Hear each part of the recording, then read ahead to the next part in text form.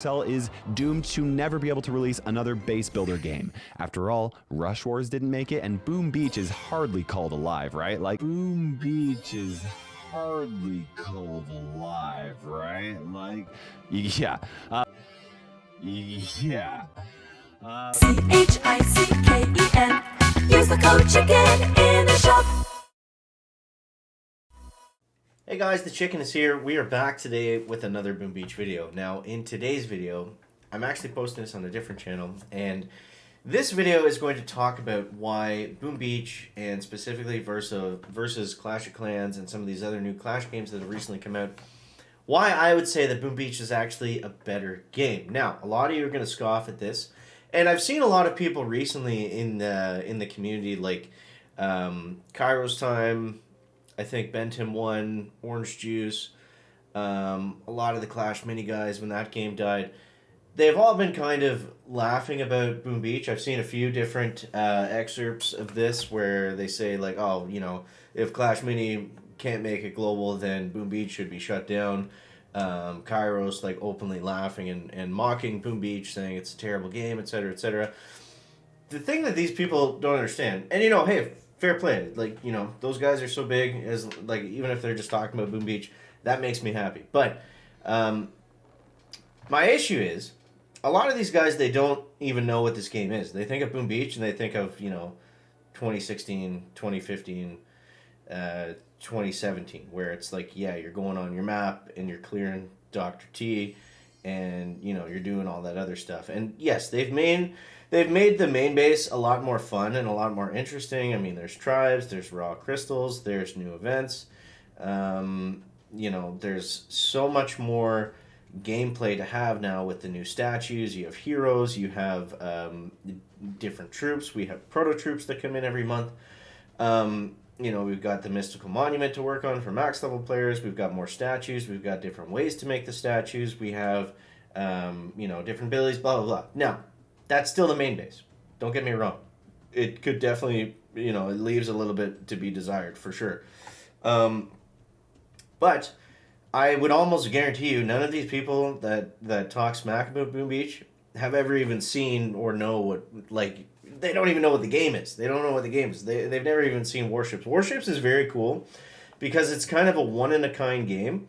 And Warships is it's very interesting because even though it's built into Boom Beach, it's a totally different style of game, and it's very competitive. It's highly skill-based, highly strategy-based, and there's really not anything else like it on, you know, in terms of mobile gaming from what I've seen. And I think like kind of a voucher or a social proof that what I'm saying is true is the game is extremely popular in China. And obviously in China, that's one of the places where they take this kind of stuff very seriously. And, you know, if a game sucks or if it doesn't really have competitive aspect or play to it, then, you know, they're going to move on to something else. It's got a very big player base in China.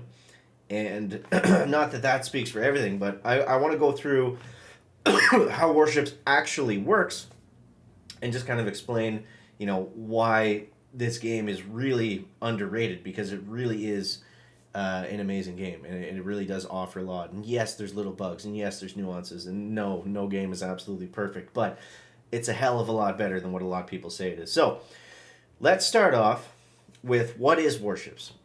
What are we looking at here? I see a big ship. I see a lot of ocean. I see confetti falling for some reason. A bunch of numbers on the screen. What is going on? So every month, there's a new warship season that goes for about a month. And within that, regardless of what level you are, how long you've been playing the game, you're able to compete and play with some of the best players in the world and attempt to climb the leaderboards. That's what we're after. And when you place high on the leaderboards, you get certain trophies, you know, bragging rights, and you get a better start for the following season, ideally. So how it works, every single match, it's live PvP. It's pretty similar. It's similar to the builder base, if you guys understand that from Clash of Clans. You attack them, they attack you at the same time. Whoever takes down the other player's base first wins the match, or whoever takes it down and they don't take it down, then that player wins. So it's all live gameplay. which is really interesting. Now, next, what is the other biggest thing? So that's the skill component, is the attacking. And there's a ton of strategy. There's a ton of strategy in Warships, which is really cool. So we have what's called a tech tree. And this changes each and every season. So you see there's all these different troops and buildings and stat nodes and gunboat abilities and different things scattered throughout here. And every season, these will be all kind of rotated. Sometimes they'll bring in new stuff. Sometimes they'll take out old stuff. It's like this big, gigantic chessboard that you have to not only make the right moves out of the gate, but you also have to predict what's going to be good down the road so you don't unlock the wrong thing. So you have a specific amount of keys, a specific amount of tokens to start the season. And how it works is, you say you've never played before and you're starting all the way at rank 1, okay? So starting at rank 1, you're not going to have that many keys or tokens to start the season. You only have a handful, so you might only lock 2 or 3 nodes. But it's going to be fairly easy to get from 1 to 2, and then once you get to 2, unlock a couple more things, ideally get to 3, and so on and so forth. Now, you'll run into problems where once you start to get higher up, or once you get to a point where you're fighting a lot of people that have pretty well the same thing as you, that's where, regardless of what you've unlocked on the tech tree and in what order, what's going to come down to the deciding factor is, do you have the right base design? Is your attack strategy the best? And you're able to pull off those attacks optimally as well as you can. So a bunch of different things go into that, and then as you rank up, you'll get more things. You get chests throughout the day, so everybody gets 3 chests all at the same time throughout the day, every 8 hours. So you're on that constant 8-hour, 16-hour, 24-hour grind. And then typically you want to play around the chest times, because that's when you can unlock something new, and then you can just go right away with that. So it changes daily, which is really cool. So whatever works for you right out of the gate, say you get up to this engine room, which is kind of like your HQ level. So you get to, like right now, this is a maxed out tech tree. This is the end of the season. You can see up here there's only 2 days left in the season. So I've got pretty well everything unlocked at this point. And this is a maxed out tech tree because we're at 7 engines. We've got 70 hours here on the deck. So you can't get to this stuff until you unlock the newest engine room. Anything past that, you've got to unlock the engine to get towards. So yeah, tons of strategy involved with this, because if you just unlock stuff randomly, you're just going to lose, and then it's compounded because you're going to lose, you're not going to get rank chests, so you're going to be behind, and you're going to have less keys and tokens to move forward. So I think that's really, I think that's really cool, because there's not a lot of other stuff out there that's similar to this. It's really kind of a standalone game.